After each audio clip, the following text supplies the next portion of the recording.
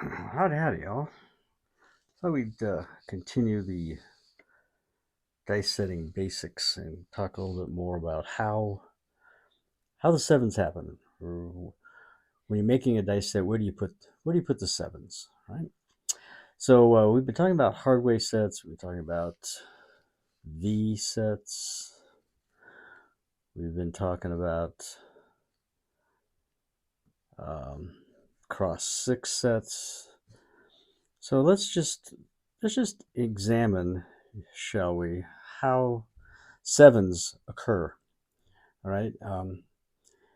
Obviously, well, I shouldn't say obviously, but if you take a look at any die, the single die, there's going to be a number corresponding on the, let's say this is the north end and that's the south end.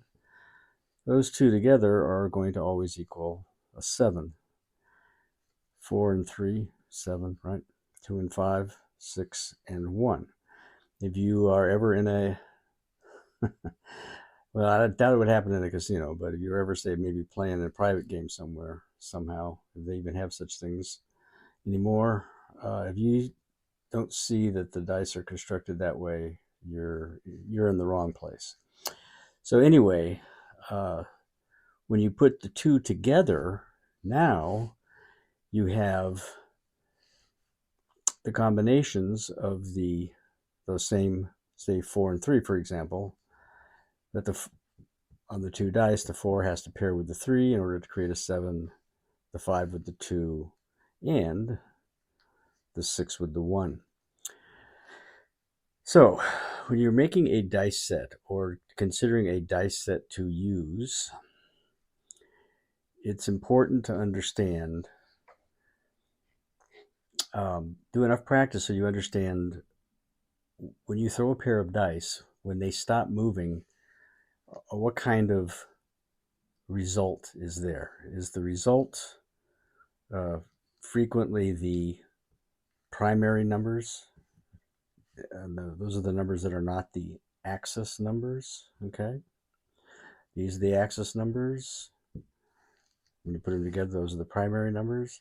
Now, if you're holding them like, say, like this in your hand, and you just giving a throw, then all of that goes out the window, and that would be a completely random approach of chucking dice. But if you're attempting dice setting and a influenced or controlled um, toss, and I did hear the other day something that made total sense to me.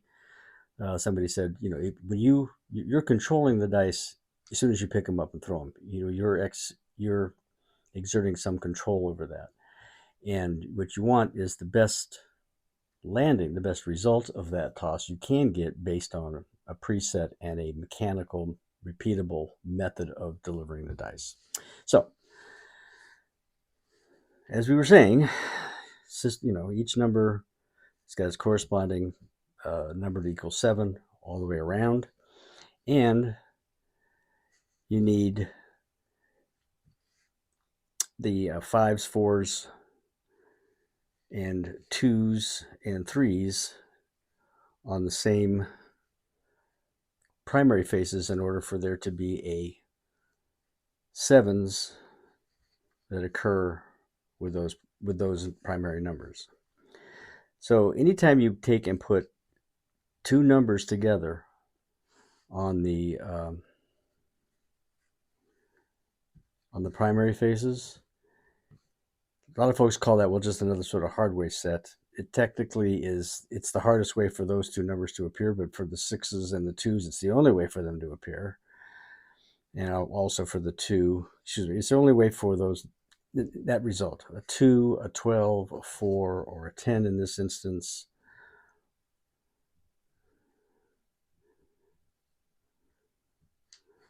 or a 2, a 6, a 12, and an 8. And of course, those are always going to be hard numbers. So that being said, here's why 3V sets are interesting, or V sets are interesting, because what you've done with the V set is you've essentially taken one of those 6s or a 1, doesn't matter, and you've moved it off axis. And now you have a opposite number from the other die that's on axis. So what that means is that now if both of them stay on axis, there's only two ways for a 7 to occur, right? Because you've moved the 4. So now you can't have the 4, 3, 7 if they stay on axis. You can only have 2 now. Instead of with this way, you've got 4. Does that make sense? Hopefully I haven't been moving it too far up that way. So that's why when you're starting to get a lot of on-axis results and double pitch results, keeping the 6 and the 1 on the axis as axis faces, that's why a lot of folks will make that change to a V set. All right. And like I said yesterday, or in the last video, a cross 6 set is, to me, the same as a V set in terms of the way it's functioning, in terms of the way where the 7s are positioned. So I just thought I'd throw that out there. We've got about 6 minutes. The next time I do one of these, we'll talk about the all 7 sets. And all 7 set is where you've got 7s all the way around on the primary faces. And we'll talk a little bit about kissing sets, where 2 numbers are touching each other in the center and what that means. Okay, so with that, I will say stay safe, stay happy, stay healthy. And again, another short little 7-minute video. Hopefully it made sense. Let me know in the comments if you have any questions or thoughts. And remember, luck's got very little to do with it. All the best. Let us light out.